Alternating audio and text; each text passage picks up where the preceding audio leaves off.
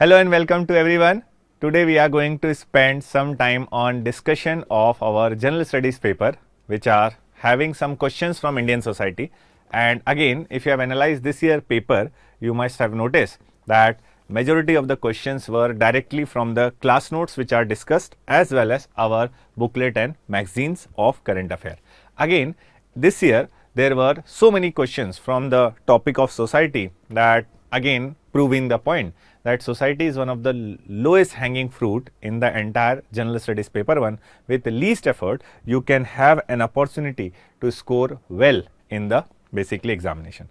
So again, today we will discuss few pointers and some of the basically reference material which we have discussed in our class also, for giving you a confirmation to this notion that more or less society paper is very doable and easy compared to basically other sections in the examination. So moving ahead, let's discuss the first question which is asked in general studies paper 1 from society point of view. So the first question was question number 5 from the society: why do large cities tend to attract more migrants than smaller towns? Discuss in the light of condition in developing countries. Now, if you read the question clearly, this is about the society topic of urbanization, their problem and their remedies, where we have in detail discuss about why there is a more migration from the basically rural pockets of the country toward the cities. And not just that, why there is more migration from the rural countries to the affluent countries in form of blue and the white collar jobs. So again, this is what the class notes, and you can clearly identify that we have basically discussed that the reason for more migration in the city is better standard of living, higher wages, improved infrastructure, better health and other basically form of care. But even if we have not basically covered it well, again we can simply write this answer by framing that in the examination hall itself. So again, if we have to discuss about this, we can simply say developing countries बोला हुआ है, तो assuming that India is one of the developing countries along with many other, again we have to write that answer. So again, in introduction, simply we can start with writing the definition of migration. So migration is defined as the movement of people from one place to another with intention to settle down at that place. Otherwise, it will not be a migration, it will be a tourism. So if you are going for one city for few days, it is a tourism. But when you are going for the same city in search of job or some employment or with an intention to settle down for few months, that is something which is what we call as migration. Now, coming to the question after brief description, that migrants then smaller towns. So large cities attract more migrants than smaller town. Discuss in the light of condition. Why do large cities in India like Mumbai, Delhi, Chennai, Kolkata, Bangalore, Pune or Hyderabad and other basically cities of India are attracting more people than small city? So first reason we can simply highlight is about the variety of the job opportunities. So it cannot be denied that in all these cities we have the job varieties or varieties of the job, in the sense that there is job for the skilled labor or workforce, there is a job for unskilled workforce also, and that is why large number of people specifically from the rural pockets of the country prefer to migrate to the cities.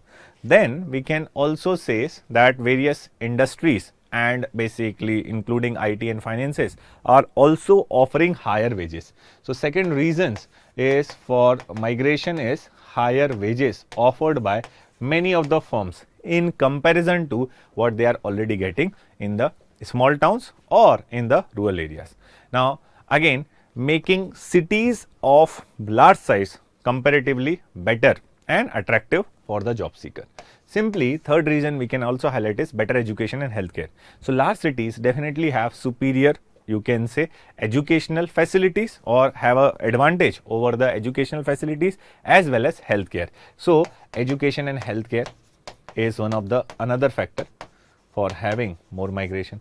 Then we can simply also highlight the improved infrastructure. For instance, many of the metropolitan cities of India have the metro facilities, having the transport facility, good infrastructure, as well as other basically communication facilities like 24/7 electricity is there, sanitation facility is there, decent standard of living is there. So this is also one of the factor which inspire people to migrate, because they believe that they will have a better standard of living. Next, we can simply highlight that there is a urban lifestyle appeal also among the small basically areas or especially rural areas where youth are attracted toward the modern lifestyle. So cities promises to have a modern living standard or modern lifestyle, and that is how they will be gathering large number of people. Similarly, you will also find many reasons of migration which are subsidiary, not the main reason, like already one member is already there in the city, so you will join them and again establish more contact and networking. So that will help in easing the transition for the new migrant. So again already family networks are present. So usually you might notice that one person work in a factory, he will bring upon his younger brother or sister to work in the same factory, they will bring upon their basically kids and kin, and this is how the migration is also encouraged. Similarly, government is also having its own policy related to improving the cities, whether it is smart cities in India, whether it is policy of counter magnets, whether it is policy of Amrit mission. So all these schemes and programs in one way or the other are going to improvise the standard of living, and that way one can say that it will become a magnet to pull the people toward itself from a different pockets of the country. And also again we can add on to one more factor, that is nowadays there is a less attraction toward the agriculture and there is a shift from primary to secondary sector can be also attributed. And naturally for this a person will prefer to come back to cities. So these are some of the reasons which are associated with the migration toward the large cities in the developing countries like India, where there were more opportunities offered by the cities, right? And one of the reason one can also say is these are all a pull factor. We can simply say there are two factors of migration, pull factor and push factor. These are pull factor. Push factor is also all these facilities are absent in the rural areas or the small cities. That is why they are basically forced upon to migrate. So this is what we can highlight. So in conclusion, we can simply say that again there is a need to address this disparity of infrastructure deficit in the country between rural and urban area that will facilitate in the, you can say, equitable and balance along with sustainable growth. We do need smart cities, but we also need smart villages. We do need the basically well structured infrastructure laden cities, but we also need good infrastructure at the village also, so that every Indian should have a equal basically, you can say, experience for living in any part of India. So this is what you can simply answer. Moving on to the next question, what is the concept of demographic winter? Is the world moving toward the such situation? Elaborate. Now straightforward question, we have discussed in our class the theory of population, and one such theory is called as demographic transition theory. In that demographic transition theory, the scholars like Thompson and Notestein talked about the 5 stages transition of population from a very high growth rate to a very low growth rate. And the last phase of that, which is declining phase, is often referred as demographic winter. So if you see the basically class notes, we basically detail we have discussed about demographic transition theory, Thompson and Notestein, economic growth and all this basically factors. And yes, basically somewhere we have also talked about something called as demographic winters, or in basically you can say aspect, the winter is in general referred to some kind of, you can say, inconvenience or decline. So here we can simply start with our answer with definition of demographic winter. So what do you mean by demographic winter? So demographic winter refers to the decline in the birth rate below the replacement level of basically 2.1 children per woman. Now this causes long-term concern about the economic and social stability. How it will cause an economic and social stability? So here we have discussed that birth rate is very low, which is death rate se bhi kam ho jayega, and this will lead to population decline. Now how it will affect it? So again we can simply say that when the death rate is higher than birth rate, it simply means that there will be shortage of labor, and this society will have a chronic shortage of labor, and this will result into fertility rate continues to keep on declining, and that lead to rise in aging population. So elderly population will rise. What is happening currently in Japan, what is happening currently in many other parts. So aging population is going to have a rise in overall population is going to be decrease. Now, we see this kind of trend already affecting the countries in Europe and some of the countries in Southeast Asia. So, global trend if I talked about, so we can see that happening in Europe. In fact, if I gave you a specific data related to this question, one can say that Italy is going to have been a victim of such kind of transition. Just give me a moment.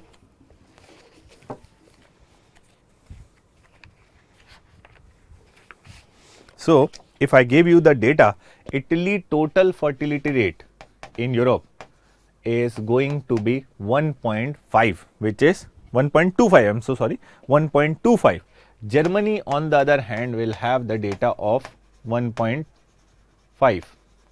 So, anyone having a fertility rate of less than 2.1 is considered under the region of, you can say, the demographic winters, and demographic winters will have a long term negative impact on the society. If I have to add one more country in Europe, one can add the country Spain, and in Spain the fertility rate is 1.19, the lowest. In East Asia, we have countries like Japan, we have countries like South Korea, and these countries are victim of chronic, you can say, decline in the population. South Korea is 0.78, Japan is 1.3. So, these are the fertility rate of the countries, and this indicate the already reached demographic winter. So, again this is happening due to which what is observed, that these developed countries are having a decline in population. On the other hand, various countries which are underdeveloped, for instance the countries like Pakistan, countries like Nigeria have a very high birth rate, especially in Africa and South Asia, and this is something which is also a concern, because there is a reverse trend happening where large migrate population from Asia and Africa are moving toward these developed nations, creating demographic imbalance. So, the basically projections are indicating that there is going to have a labor shortage in these countries, and when labor shortage is there, definitely this will cause economic slowdown. When labor shortage is going to be there, we have detailed discussion on this, that elderly population or population of aging basically is going to rise. Elderly population is the population which is 60-year plus. Again, when elderly population basically rise, again it will also consider to put pressure on the healthcare and finances of the country, because they are requiring some kind of medical attention on regular basis. So, every country is going to have sooner or later effect on that, which may cause some kind of problem.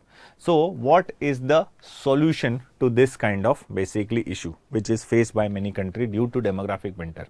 So, demographic winter is a concern. Japan itself is said to have more than 20% of their GDP, 2% of their GDP are going to spend purely on the health care of elderly person. So, this is something which is a concerning thing.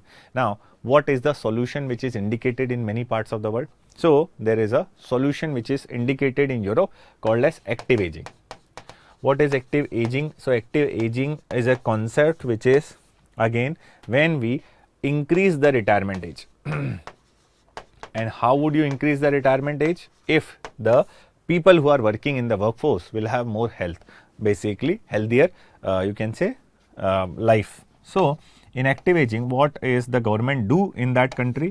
They will impose fat tax, like what Denmark has imposed to basically consume the junk food, and they will incentivize the countries for having physical activities. So, suppose you are working in a private company also, you will get an 1% hike in your salary if you present that every 1 hour you will be doing sports or some gymming. So, this way they are going to have this. Similarly, there is a Hungary model. Hungary is the name of a country. So, there is a Hungary model on it. Now, what Hungary model says? So, Hungary models encourage the higher birth rate through the financial incentive. This is also there in Russia also, that most of the East European country, Russia and Hungary have this. They will give the financial incentive to the people to have their childbirth. And what government will take care of? So government will support financially these families and also provide some basically take care of the children. Similarly, there is also the model which is linked with your basically association of, you can say, encouraging the reverse migration toward the developed nation from this developing nation. So we can say multiple things can be suggested under this particular concern. So again, the conclusion could be, we can simply say that there should be a balance in the demography, and for that the most of the countries where this DINK policy is very popular, double income no kid, need to be rectified so that at least the demographic balance should be established, and there should be an immediate measure need to be taken to continue diversify, requiring the basically solution to the problem. So this is what you can simply write. Otherwise you can also in your own words can explain that. Next question, which we have discussed multiple time in class, as well as we have also have a beyond classroom discussion on it, that is distinguish between the gender equality, gender equity and women empowerment. Why it is important to take gender concern into account into program design and implementation? Answer in 150 words.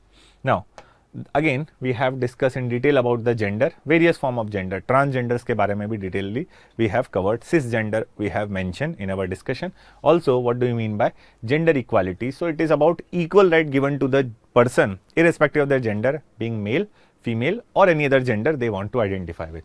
Gender equality or what we called as gender equity is different from gender equality in the sense that different gender may have some special needs. So we have to fulfill that need specifically belonging to particular gender. So this is what basic idea behind this particular topic, that how this gender equality or equity or women empowerment are taken into consideration into program design and implementation.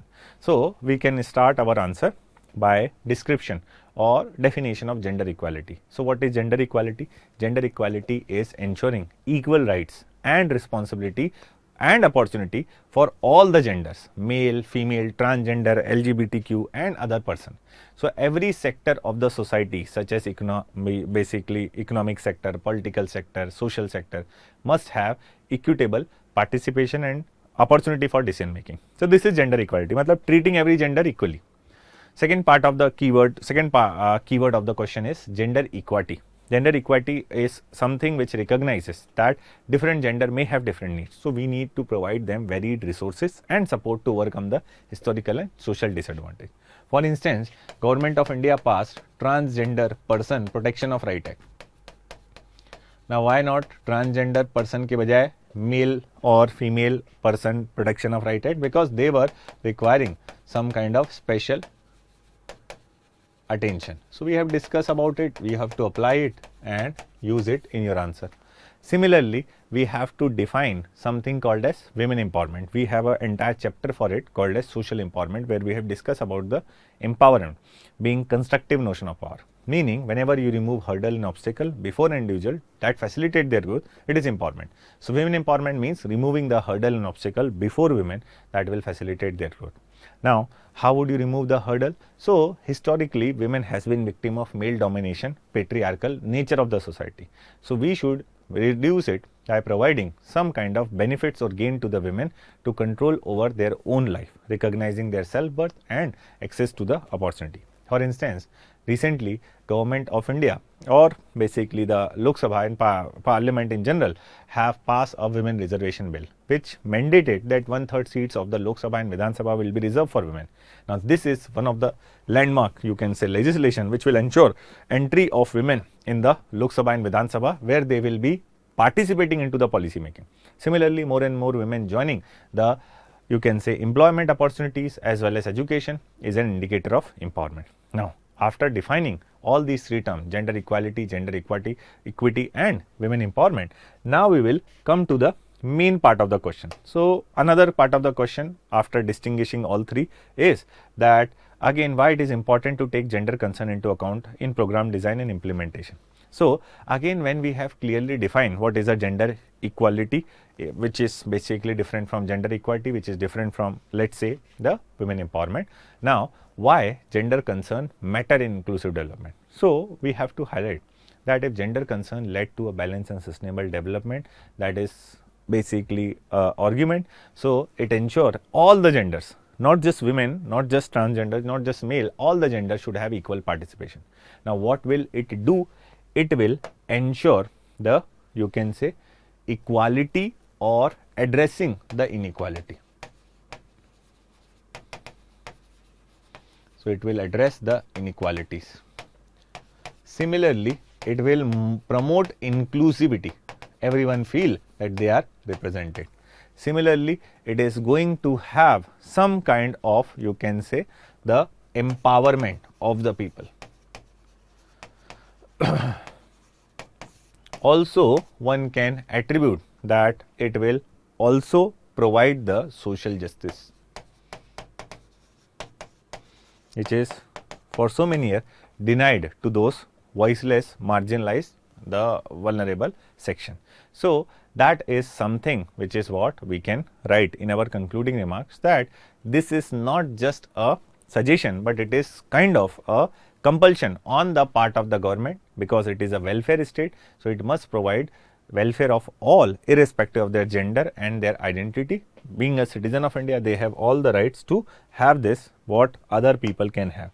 So no amount of discrimination or historical baggage should be a deciding factor over this case. Next question we will be discussing on society, paper 1. Intercaste marriages between the castes which have socio-economic parity have increased to some extent, but this is less true of inter-religious and interfaith marriages. Discuss. Answer in 150 words. Now, when we were discussing about the Uniform Civil Code, we have discussed about various laws. One such law was Hindu Marriage Act.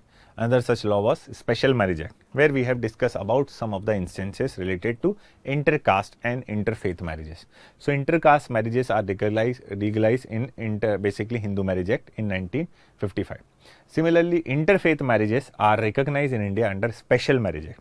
Now, what does the question says? Question says that intercaste marriages are basically becoming common among those who are having socio-economic parity. However, this is not true with inter-religious marriages. So it is true also in analysis also for what we do in our answer. We will start with our answer writing what is intercaste and inter-religious marriages. So whenever a person marry outside their caste, violating the traditional caste endogamous rule, or whenever a person marries outside their religious group, violating the traditional religious endogamous rule, that marriages are called as intercaste and inter-religious marriages respectively. But though it is basically allowed as per the law, but though still it faces some social taboo or stigma or some social resistance. Now, again, however, with the rise of education, with the rise of economic empowerment, with the rise of awareness generation, it is often observed that intercaste marriages in India are find some significant increase, and major reason for that is that there is a reduced gap between the families' resistance, especially in urban areas. Why? Because if people are of some same economic status, again in urban area it is mostly the class governing the people rather than caste anymore. So if they see same economic status, they would not mind their family member to marry with each other even if they are from different caste. So this reduce the family resistance. One reason is that.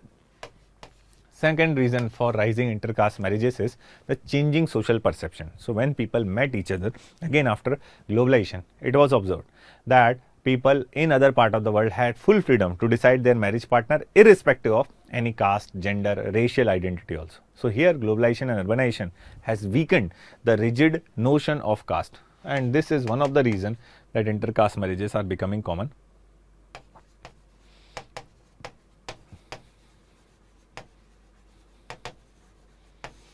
Right, and also we can observe that the rigidity in caste system is also getting declined.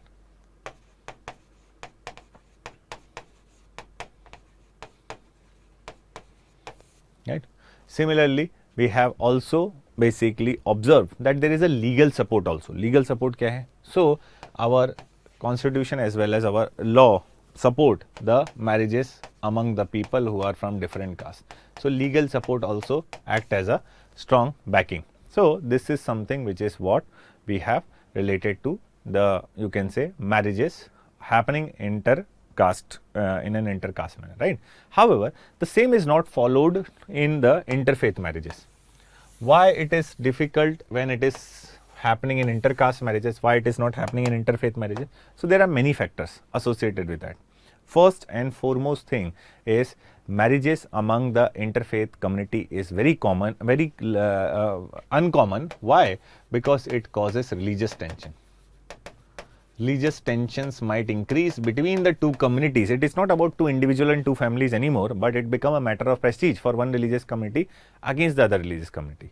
So chances are high that if two people from two different faith marry, it might put the two religious community into loggerheads or may cause communal tension. So most of the time the elderly member or the community member come forward and convince the couples not to go for marriages because of the chances of resistance being very high, which might cause some kind of, you can say, threat to the life also. Second reason is often interfaith marriage is considered as a tool for conversion among many communities because they would not appreciate the secular way of living together, and this is also not appreciated among the couples, and conversion and loss of culture could be one of the reason associated with that. Third is about the, you can say, the barriers which are created within the basically society. So one of the significant barrier is about the legal challenges. Despite having a special marriage act, we will have many checks and balances. That is, the marriage is used as a tool for conversion, or is the marriage is used for coercion, or many other things often led to, you can say, religious communities to interfere in this matter. So again, despite the people are of economic status equal, they are having this problem. So we can write in conclusion that while intercaste and interreligious marriages are promoting the social harmony and equality, that is going to have some overall impact on strengthening of Indian secularism, unfortunately they are not basically, you can say, happening in a manner it is supposed to be within the wider Indian society. So that way we can write a conclusion. This is what we have discussed. Next is, in dealing with socio-economic issues of development, what kind of collaboration between government, NGO and private sector would be most productive? So it is a kind of question that they are straightforward asking about the kind of or issue of development, what kind of collaboration is encouraged between the civil society, between the NGO and between the government. So we have discussed it multiple times in various aspects, that when we were also discussing about the urbanization, we have discussed about that in order to have sustainable urbanization, we need to have NGO come together, civil society need to become together along with government to deal with the problem of unplanned urbanization and have a sustainable urbanization. The same thing we have repeated in our discussion associated with the various welfare programs and the policies. So that is something which is, you can say, fact, that as long as all the stakeholders do not come forward for promotion of the development will be hollow or meaningless. Now, India is one of the country facing highest socio-economic inequalities among its population, especially in the case of rural to urban basically areas. We find that there is huge gap which is more or less associated with our historical baggage. Now, government has a limitation. Government cannot reach to all the regions of India due to its own financial and the limitation, financial limitation as well as other limitation. But all these gaps where government could not reach out to the beneficiaries can be taken care of if there is some support by the NGOs and some support by the civil society. So NGOs are an acronym for non-government organization, and these are the private sector players who are playing a pivotal role in providing various services to the basically various regions of India. Similarly, civil society is also the basically non-government sector which is collaborating or which is participating in many kinds of developmental projects to basically improve the living standard of the people. Now, again we have to understand that development itself is a very multi-dimensional phenomena, or we can say slightly complex also. So, when we talk about development, it is not just about the construction of roads or infrastructure. It is about the multi-dimensional aspect which include education, which include healthcare, which include some kind of financial support, and also we need to have some kind of environmental protection under that. We need to have some kind of awareness related to importance of some of the productive policies associated with cleanliness, or associated with elections and other. So, all these things are somewhat basically cannot be done by the government because of their limited outreach. So, in this case we have various NGOs and civil society come together and collaborate with government to deal with this. For instance, one such example is of an NGO called as Pratham NGO.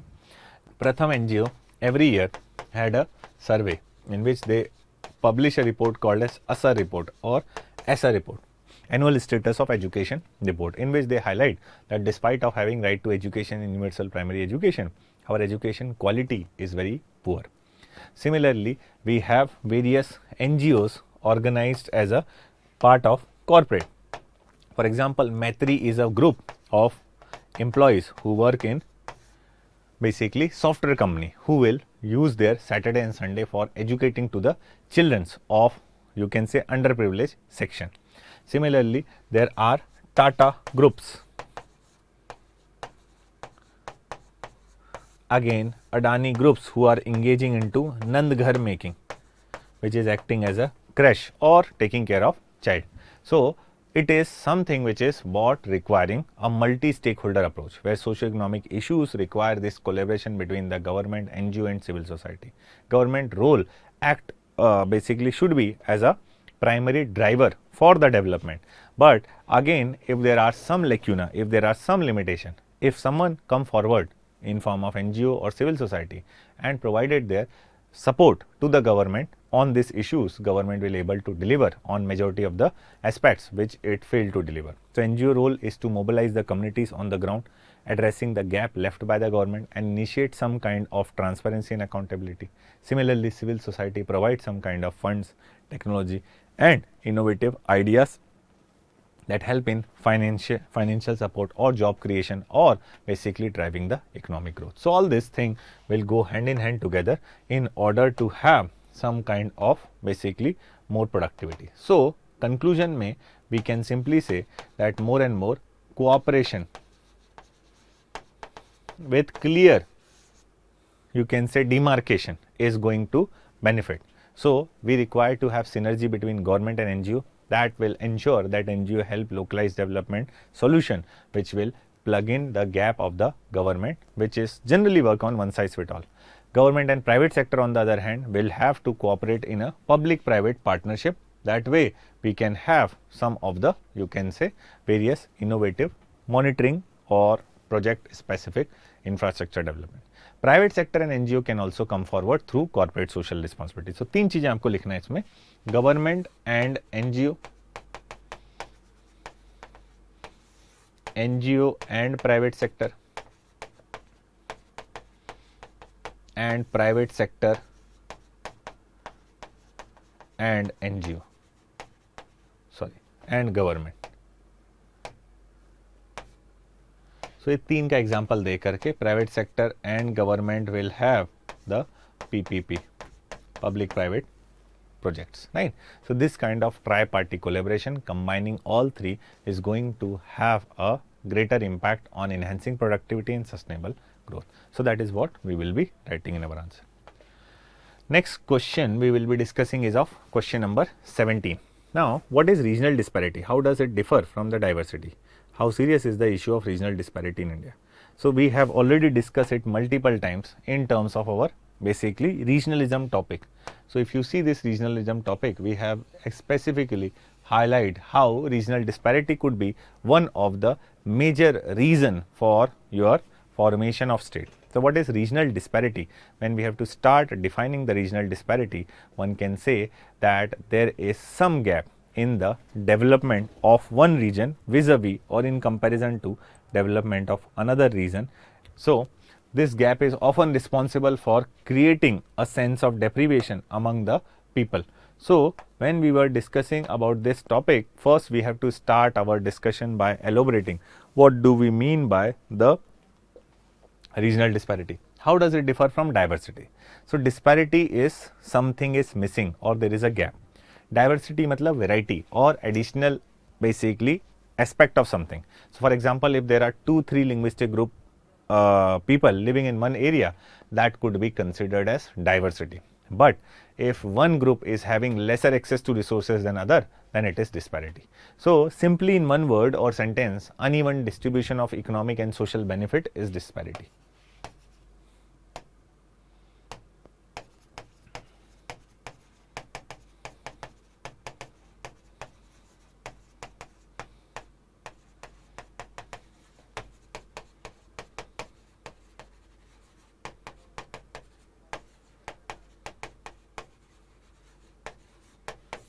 Right. So that would be disparity, and I have already given a difference between disparity and diversity. Diversity is actually positive thing which enriches the nation's identity through cultural and resource variety, while disparity represents some kind of negative aspect which hinder balanced national and sustainable growth. Now, how serious is the issue of regional disparity in India? It is extremely serious, as the question itself is indicating or hinting. There is a stark gap or difference between per capita income. For example, if you take the data, Goa per capita income is one of the highest in the country, and even the Bihar and Jharkhand have basically lesser than the national income or per capita income, I would say. So if we take out the data of national income, it is going to be much lesser. Similarly, we can say that in terms of GDP of a state, Gujarat and Maharashtra always lead, and you will find Bihar and Jharkhand would not have the same reputation to get the investment. So this is something which is what regional disparity and its seriousness. On one instance, one of the region of India which is having Odisha, despite having a rich mineral resource, suffer from some kind of poverty, or the other. On the other hand, despite having limited resources, the investment of the central government a lot result into the state of Jammu and Kashmir, which is now Union Territory, is going to have some kind of, you can say, prosperity. So we can safely assume that regional disparity is an issue. How to resolve it? So resolution of regional disparity can be done through a balanced development, through inclusive growth, through equitable distribution of resources across the region,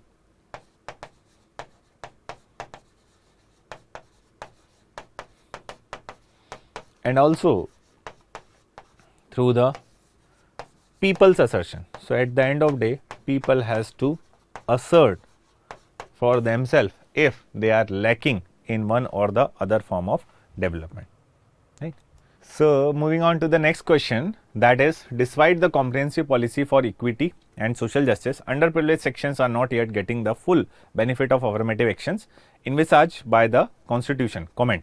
So if you attempt this question, simply what it needed is your clarity of understanding and thought related to the demand of question, which is also being discussed multiple times in the classroom, that various welfare schemes for the vulnerable section of the society were promoted by the government to ensure their equal participation and improve their living standard. We have basically covered it in multiple basically topics. Let me give you a background or perspective of it. So the question demand or says that despite comprehensive policies for equity and social justice. So when we talk about equity, it means equal treatment of equal and unequal treatment of unequal, and in that manner we have given affirmative actions like reservation, affirmative actions like some kind of relaxation and other. Similarly, social justice is all about giving the person their due of what they were deprived of. So, that is underprivileged sections here include not just one section, but women who are marginalized, transgenders who are marginalized, elderlies, children's, minorities, scheduled caste, scheduled tribe and all are not getting their full benefit of affirmative action. Here means some kind of support or affirmation to their support related to providing them reservation and other basically promises which is enshrined in the constitution. So, this is what where we have to write a comment. So, we may start our answer by giving the constitutional provision. So, if you see the Constitution of India, India is basically or Indian Constitution of India, Indian Constitution having a vision for having a egalitarian society where equity and social justice are to be provided to all citizens regardless of their socio-economic background, and again they all should have the equal opportunities in all the basically aspects of social life. So, to achieve this, Constitution has mandated some kind of mechanism, law, institutions and body, which is what a detailed chapter we have covered in this manner.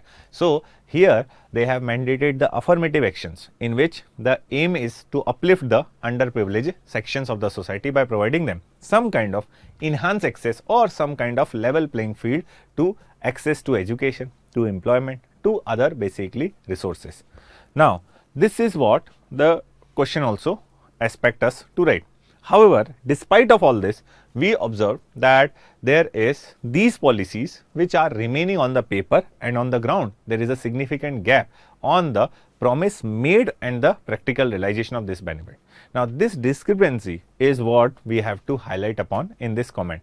So, this discrepancy is actually responsible for raising some kind of questions on our efficacy and our implementation of our policies, which is failing to deliver us some kind of tangible benefits. So, again if I have to further elaborate it, we can write down the problems which is what we have in implementation of something which is already there in the constitution. So, when we talk about the constitution, clearly we have to mention some of the provision here that article 14 talked about equality before law and equal protection of law. So, it is about the legal equality, but when it comes to practice, what happen is that disadvantaged sections are often basically victim of this law, where if someone is in jail for some accusation of crime and they are under trial, meaning their court cases or hearing has not been done, they continue to spend large duration inside the prison, and that is something which is taking away the equality before law and equal protection of law. It talked about non-discrimination, but when it comes to basically practice, we find that there were heavy discrimination among the people who are in education or employment or in social life also. Similarly, we find article 16 talked about equal opportunity in the matter of public employment. So, that is good thing that equal opportunity is given to the matter of public employment to everyone, but unfortunately there was no such provision to give some kind of relaxation for the women in many of the employment opportunity, especially opened by the government. In fact, for many years ago, before 2010, we don't see any women basically in the armed forces also indirectly they were having a restriction. So, these kinds of things are actually a inherent hurdle.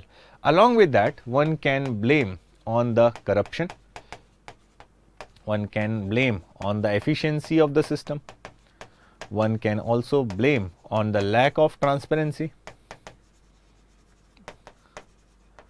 and one can highlight the blame on the, you can say, bribery, corruptions, inefficiency, lack of transparency and the political will.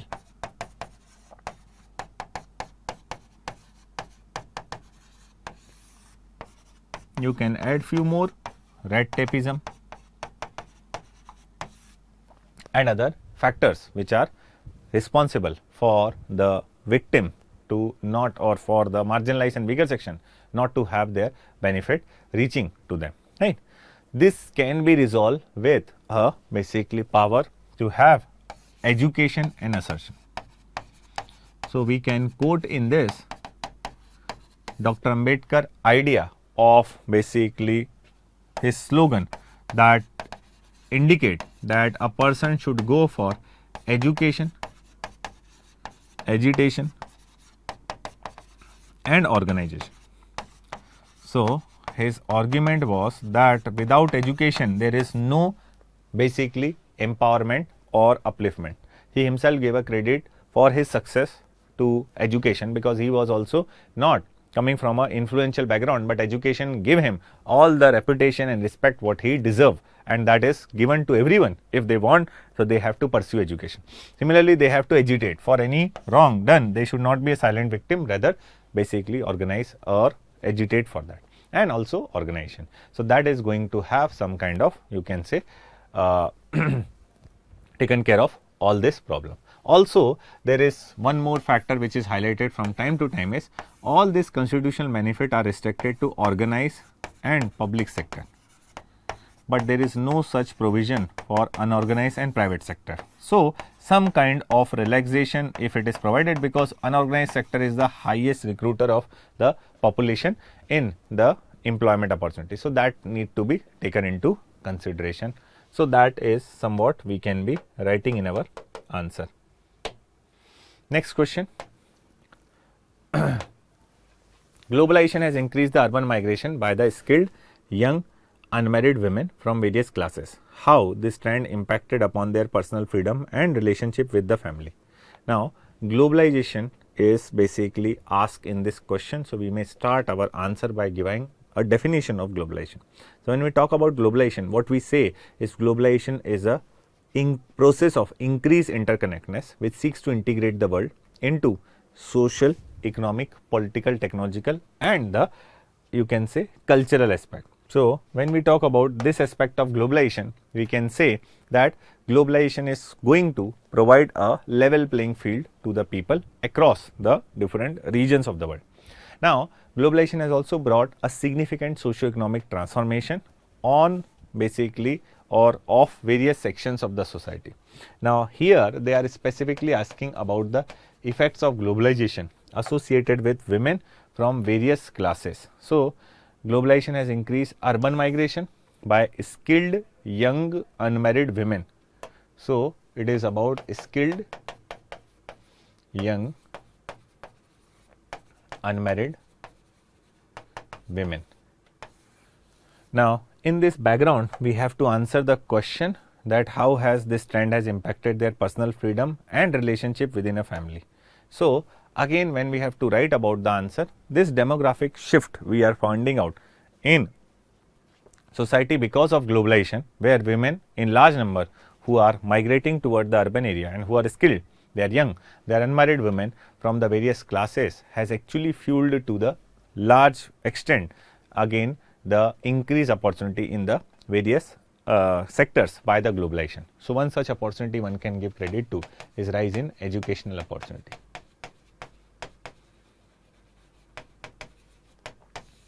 Other is employment opportunities. Similarly, there is also, you can say, technology and services that are demanding diverse sets of skills, and women are basically you can say preferred in such kind of technology. All this basically has resulted into large number of women who are young, unmarried and skilled are migrating toward the semi-urban and urban area. Now, this has given them a new basically freedom and also followed with some kind of challenges. So, how this is going to impact their relationship within the family? So, we can say that first and foremost thing that this has given them economic independence. So, no more women are dependent on anyone for their survival and they are economically independent because of the employment giving them decent income. Similarly, we can find that with increase in employment and economic independence, their social status is also rising. Second is that their public participation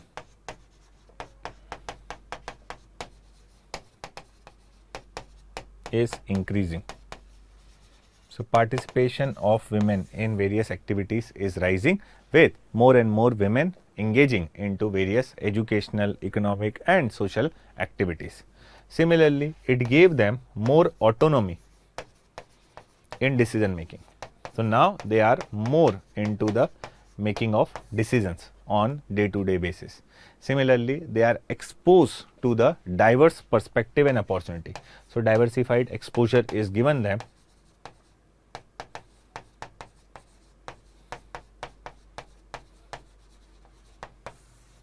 which is also going to help them in basically excelling in different areas of the basically opportunities. Similarly, what is happening in their families? So their say in the family, personal say in decision making is rising. So women say in decision making is increasing. Also, it might create a problem of tension in their marriage, rising to divorce cases in those areas. Also, there is a rise in single parent families. So these are some of the aspects which we can point out in our answer. So that way we can also indicate that there is a shift going on from a family which is joined to nuclear and nuclear to a single parent families, which is what we have discussed. Now, we can say that in conclusion, globalization has completely transformed the way women from various classes manifest their own, you can say, decisions and action in their day-to-day life, which has impacted their personal freedom as well as their relationship within the family is also getting, you can say, affected. And this is what we have discussed about, that family relationship is basically affected in the case of globalization. Then last question for the day as well as for this paper. Critically analyze the proposition that there is a high cultural diversity and socioeconomic marginalities correlation between India's, again maybe this question is missed out or incomplete. So I would say कि this probably is talking about, let me read this question for clarity. So critically analyze the proposition that high correlation between India's cultural diversity and socio-economic marginalities. So this is cultural diversity and socio-economic marginalities. So this is something which is jumbled. So we can simply say that the question demands that there is a high correlation between India's cultural diversity and socio-economic marginalities, and that is where we have to write our answer. So we can start with highlighting how our society is more, you can say, diverse in terms of our cultural diversity.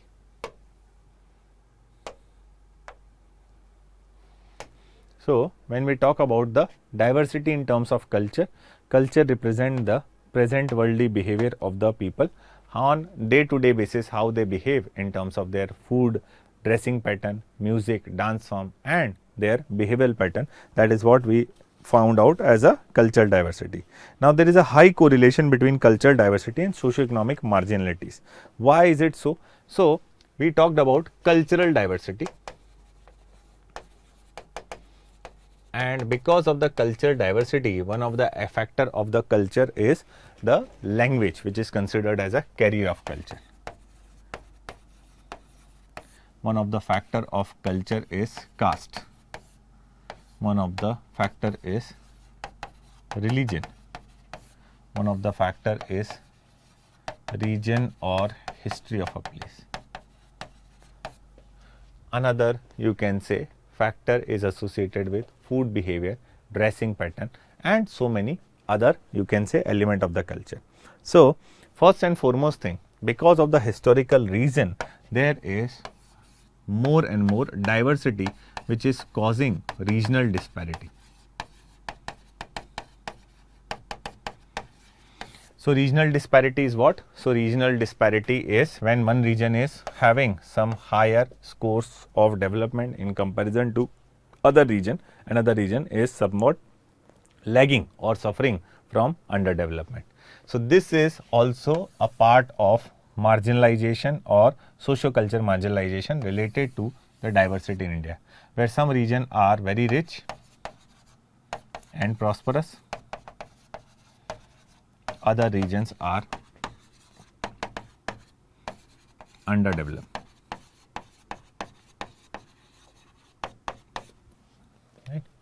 Similarly, we can also observe that there is a high correlation between the religious diversity in India and the socio-economic marginalization. So, when we discuss about the socio-economic marginalization, we find that majority of the vulnerable sections, especially minorities, are suffering from some kind of lack of prosperity. And we can mention the Sachar committee report, in which it highlighted that most of the Muslim minorities in some regions of the India are facing the crisis of underdevelopment and backwardness.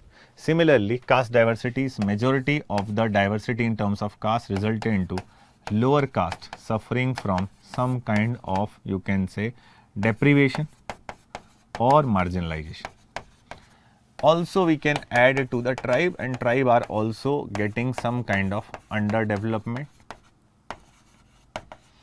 Language as such would not cast any kind of, you can say, the socio-economic marginalization, but yes, there are basically some region which are linguistic region which are far more developed in comparison to other regions which are basically also linguistic in nature. For instance, it is more a expansion of regional, you can say, prosperity in one region and lesser in other. So, in southern India compared to northern India, you will have more prosperity, or in comparison to the northeastern India. So, this is more to do with not the language alone, but a region also. So, that is what we can say. So, this is true that all these factors are led to marginalization of certain group, creating a socio-economic disparity, and this is also linked with the cultural diversity. So, we can simply say that this correlation between India's cultural diversity and socio-economic marginalization is significant, but also very complicated.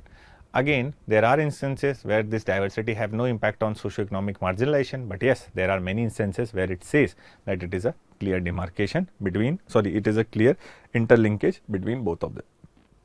So, by giving example, we can explain all this kind of aspect, right. So, this is about our discussion of Society General Studies paper 1, where we have discussed so many questions which are asked in this year General Studies paper 1. And if you count the number of questions which we have discussed, and if someone has attempted it successfully, they could have easily covered 110 to 130 marks in the paper 1, which is sufficient to basically say that it is almost touching the halfway mark, and that is again giving your basically chance of scoring better marks in General Studies paper 1 higher. So, that is all from my side, guys. That is basically our next IAS efforts to bring more quality and enrich content to you, and again that is our long term endeavor to see you all successful in your journey to become a civil servant. Wish you all the very best, and again we will meet soon with another discussion on General Studies paper 2 with social justice topic. Until then, take good care of yourself and have a great time ahead.